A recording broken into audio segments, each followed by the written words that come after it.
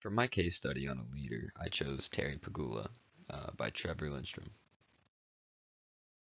I chose Terry Pegula because I grew up best friends with his son Matthew.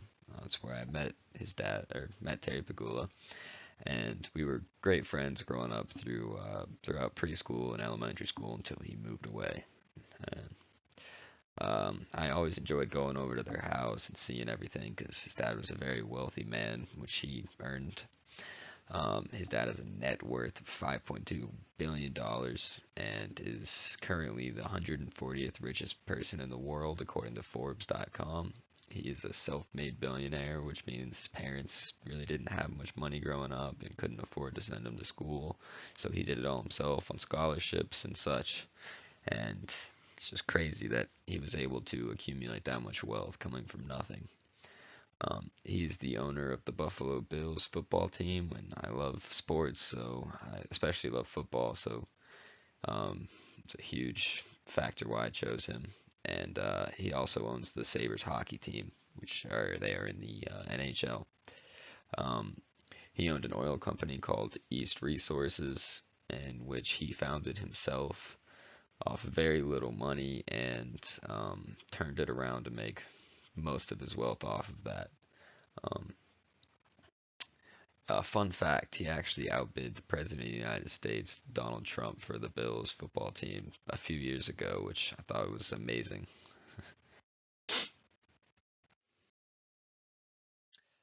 Why he's an effective leader. I think he's an effective leader because he started off with nothing. He had pretty much no money and had to do it all himself. His dad was a coal miner, so he had a little bit of background with the like oil and such. Not much, but a little bit. He started off working in the oil industry. Um, he opened his own oil drilling company called East Resources at for $7,500. Uh, he actually opened this company after or using that like he got the money for this company through friends and family, in which he spent basically his whole life savings into this company, put it all in there, and risked everything. And he ended up turning that company around and selling it for $4.7 billion, dollars, which I thought was amazing. A big part of the reason why it was worth so much is he developed oil fracking with this company, and which is a huge technique and is still used around today. And it really jumped off after he started uh, creating it and producing it, or creating, or after he created it, and everybody in the oil industry wanted to get a part of it. His leader traits. I think he had great vision to open and create an oil company in the ever-growing oil stock. Oil stocks are one of the fastest growing stocks and fast growing markets, and were even faster back in his day when he was a part of the oil company or oil business. Um, uh, as a former math major, Pagula switched into petroleum engineering on a scholarship after realizing that he could be missing out on so much of the ever-growing oil market. The company he worked for before he owned his own oil company, East Resources, they paid for his scholarship and for his schooling to go and switch majors. They saw potential in him, and he definitely realized his great vision that he could be making so much more money switching into the oil business. Granted, he was a very smart dude. I bet you he would have made a lot of money with his math major, but he definitely would not have made as much if he had not gone into the oil business. After working for that company for a little bit, the oil company, he decided to set his own goal out to make his own oil company and produce a newer and better way to mine oil. Along with his company, East Resources, he founded oil fracking, which was a newer and better way to mine oil. So he accomplished his goal. Just that's what made him like creating the oil fracking. That's what made his company blow up out of the roof, and really helped him jump off from there. Um, After that, he used short-term goals to buy the Buffalo Sabres, and turned them around, and then bought the Bills, and then eventually created Pegula Sports and Entertainment. Um, this,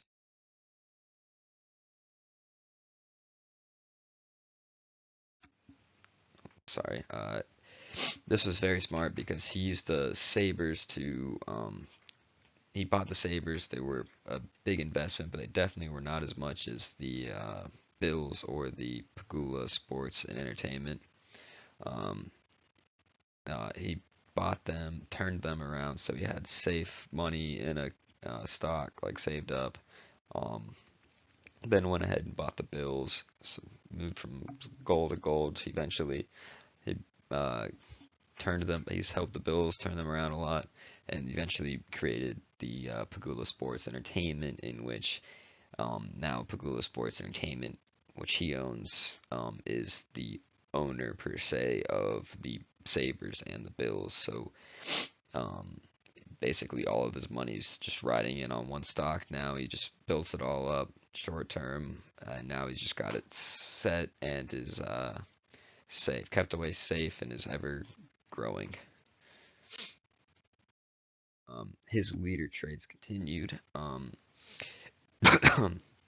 Excuse me. He invested his money buying stock into the Buffalo Bills and Sabres and became the owner. Like I said, he used his great vision again to know that buying a sports team at its low point in an ever-growing sports market that is money invested in them would only go up. He didn't just sit on his money and waste it after selling the oil company. He could have easily done just sat there and had fun. He had plenty of money, but he knew that sitting on it, his money would eventually go to waste, and he's just got that great mindset of he's got to go and make more money and keep making money. He knew investing his money into something smart would keep his money increasing and it would keep it safe. So he went ahead and did that. Um, he created a great business model as well by using the Bills and Sabres and linking them to his other business, the Pagula Sports and Entertainment, by making the Pagula Sports Entertainment the direct owner of the Bills and Sabres. He basically made it a great business model to basically promote people getting into the NFL and NHL and just helping like kids grow up, like helping them in the right direction, keeping them um, using sports to help kids who need it, who need help, and helping them achieve their dreams and helping them with schoolwork as well, and, like making sure they stay involved in school, um, keeping their grades up and such. A leadership situation he was in. He was in a huge situation when, granted, this wasn't his first, but this is the one I'm gonna go with. Shell gave him an offer to sell his company. This was the one he took. So he had plenty of other offers. This was the one he took. So I'm talking about this one.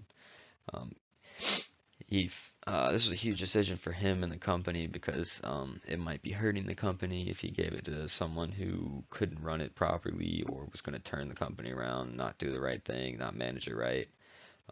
It also might not be the best offer he got for the company. It might be hurting him financially. If he sold it then, he could have maybe made more money if he kept it for longer or whatnot.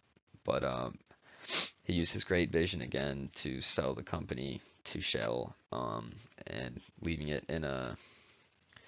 in great hands. And he got a great offer for it for um, billions of dollars, and he left it in great hands and with a huge company who's known for their oil business and such. So he took care of that very well. Um, in conclusion, my leadership styles include being very supportive and helping with whatever I can. I like to be able to help and support other people whenever I can, so I create a good environment around me. Uh, One example I can think of is I played baseball back in high school, and the way I helped the team was by teaching the newer guys everything they needed to know so that one day they would be helping the kids below them and so on. So I created a great environment and just helped the team out as a whole. Everyone worked well together, and it was just it's a great experience in my life, and I had a lot of fun doing it. It worked very well. Um, and here my works cited page. Thank you.